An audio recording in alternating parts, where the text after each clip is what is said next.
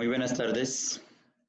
Mi nombre es Luis Gabriel Aguilar, estudiante de Ingeniería Industrial del CEAT de Zipaquirá. Pertenezco al grupo 21-2019-6. A continuación voy a hacer la exposición de la fase 5, la presentación del diseño de estática y resistencia de materiales. Entonces, en esta oportunidad es el diseño de la cercha para una cubierta. El contenido es la síntesis del diseño, cómo calcular la longitud de los elementos, cómo calcular las cargas vivas y muertas, cómo se encuentran las cargas de cada nodo, análisis del diseño, aplicación método de nuevos para determinar los valores de las fuerzas y en evaluación del diseño de esfuerzos normales en las barras de estructura y la verificación del perfil aplicando el factor de seguridad. Síntesis del diseño. Entonces, el área a cubrir es un terreno rectangular de 6 metros de frente por 18 de fondo. La cercha tiene una separación de 3 metros entre sí.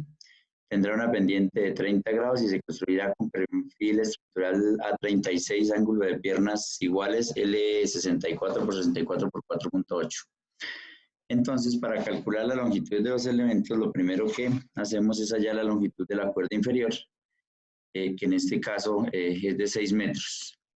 La longitud de la cuerda superior, entonces dividimos 6 por el coseno de 30 y nos da 6,928 metros. ¿Cuántas cerchas vamos a hacer? Entonces, si es de 19 metros de fondo, lo dividimos por 3 metros que tiene que estar cada cercha y esto nos da 6 cerchas. El área de influencia, entonces, serán los mismos 3 metros por la cuerda superior, que es de 6,928, y eso nos da 20,785 metros cuadrados de área de influencia. Entonces, para hallar la medida de cada uno de los lados, de cada uno de los elementos AL, LK, KJ, JI, IH y EHG, es muy sencillo, simplemente son 6 metros que tenemos divididos 6 tramos, quiere decir que cada tramo es de 1 metro. Para hallar las longitudes de AB, BC, CD, DF y FG, pues simplemente tenemos la longitud de la cuerda superior dividido por 6. Entonces, eso nos da 1.1547 que tiene cada uno de los elementos. Para hallar la medida de BL, CK, DJ, y EI y FH, entonces utilizamos la tangente, trigonometría.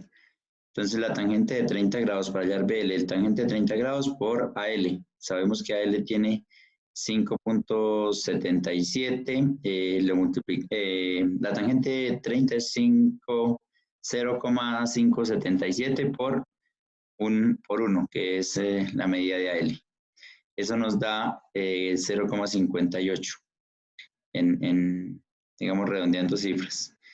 Para el AK, entonces, exactamente lo mismo, lo multiplicamos por 2, que son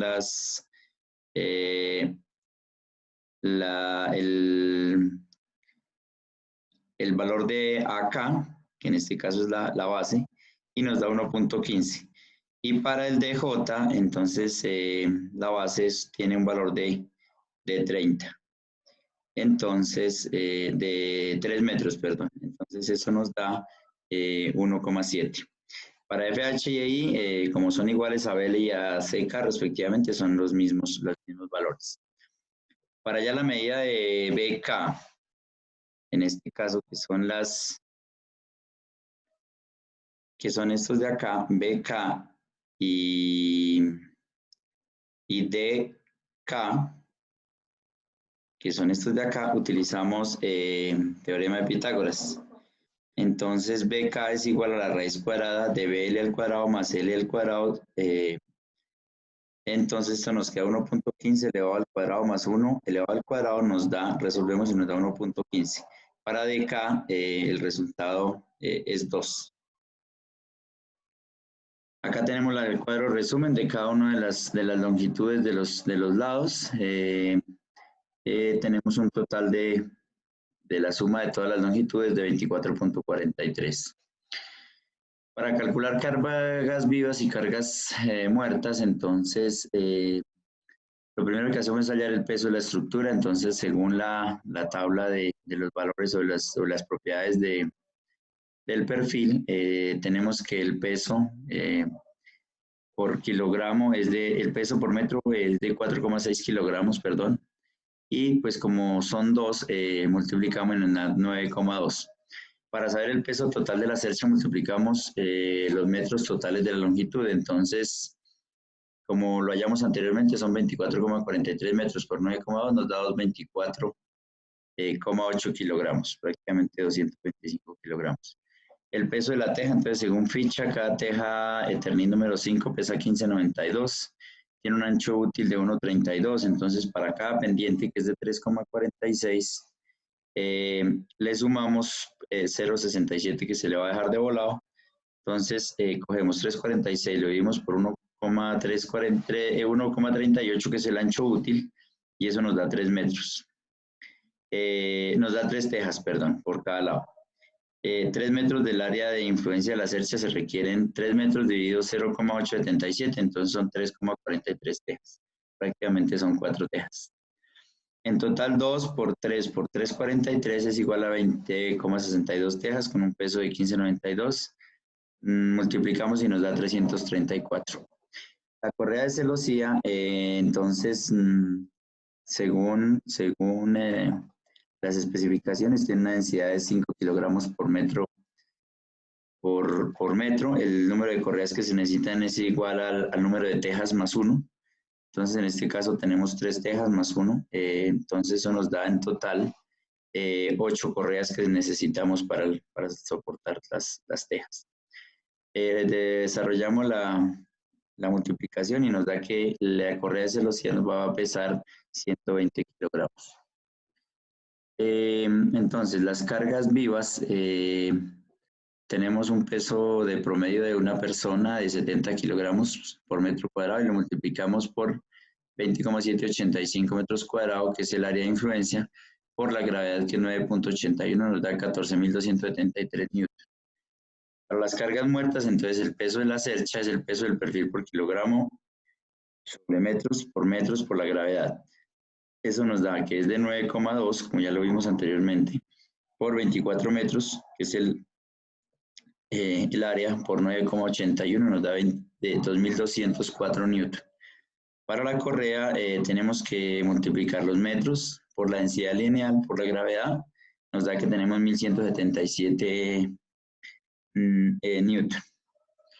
El peso de la teja, entonces tenemos cuántas tejas, que son 20,62, por el peso de la teja, por la gravedad, nos da 3.220 kilonewton, perdón. La carga del viento, entonces tenemos una presión dinámica de la mitad de un medio por PV al cuadrado, donde P es la densidad del viento, que en este caso es de 1,2 kilogramos sobre metro cúbico, y la velocidad del viento es aproximadamente 10 metros por segundo al cuadrado. Desarrollamos, reemplazamos en la ecuación, desarrollamos y nos da que las cargas del viento es de 1.247 newton. Sumamos las cargas, tanto las cargas vivas como las cargas muertas, y en total nos da 22.122 newton. Lo pasamos a kilonewtons, que serían 22 kilonewton.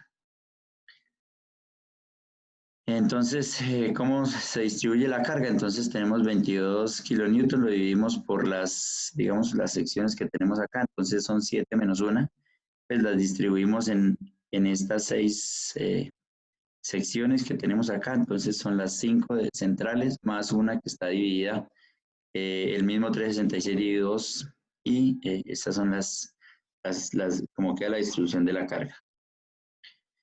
Para el análisis del diseño, entonces, tenemos la figura de cómo va la cercha, y tenemos las longitudes. Entonces, lo primero que hacemos es calculamos las reacciones. Entonces, primero hallamos la sumatoria de las fuerzas, que deben ser igual a Nx, que deben ser igual a 0. En el momento A, Nx debe ser 0, y la sumatoria en F de Y debe ser igual a 0.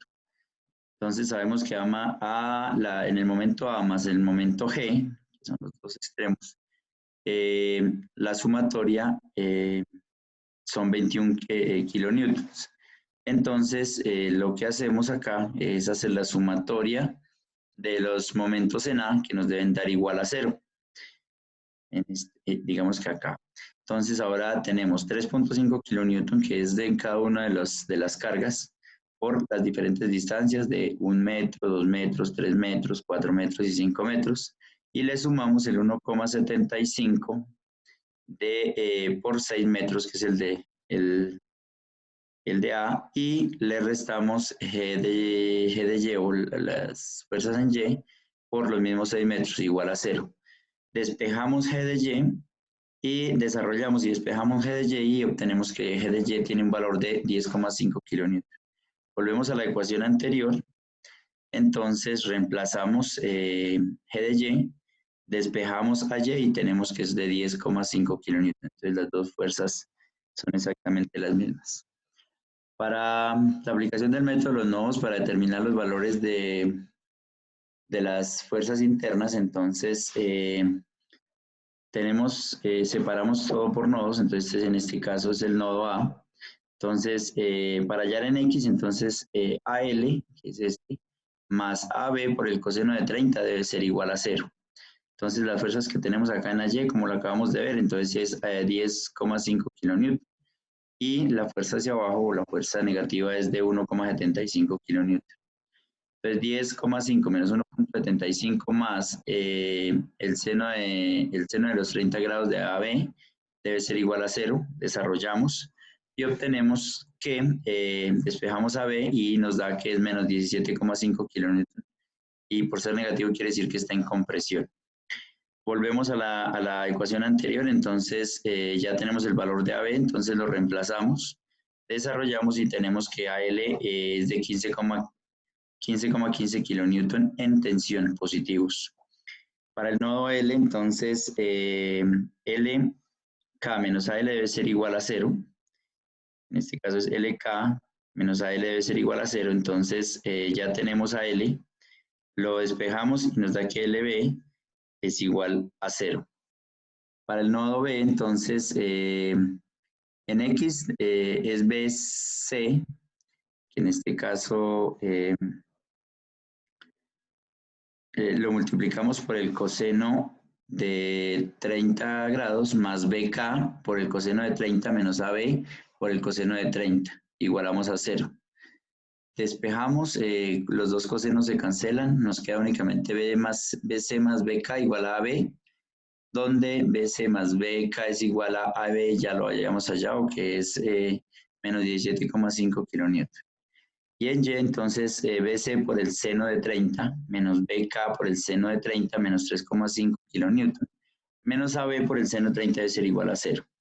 Hacemos la misma operación, entonces despejamos BC menos BK y tenemos que es de un valor de menos 10,5 kilonewton. Entonces acá lo que hacemos es, tenemos dos ecuaciones, resolvemos por cualquiera de los sistemas de dos ecuaciones con dos incógnitas, resolvemos y nos da que tenemos menos 14 kilonewton en compresión. Reemplazamos en una de las ecuaciones y en este caso obtenemos que BK es menos 3,5 kilonewton en compresión por ser negativo.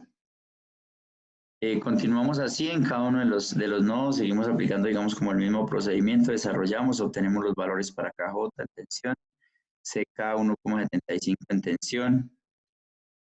En el nodo C aplicamos, digamos, el procedimiento muy similar al anterior que acabé de explicar y obtenemos que es menos 10,5 kilonewton en compresión y menos 4,63 kilonewton en compresión el CJ.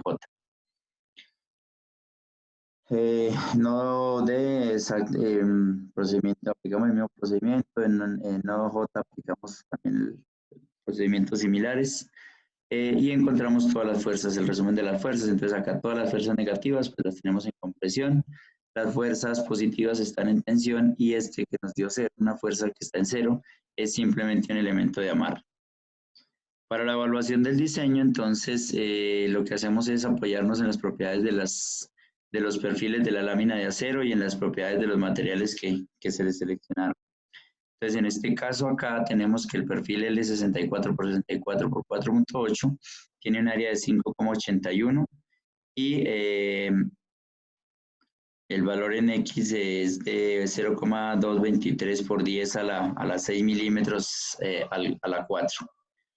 Entonces, y la estructura de acero de A36 tiene una tensión en milipascales de 250. Entonces, son, digamos, como los datos que vamos a utilizar para ya los esfuerzos normales.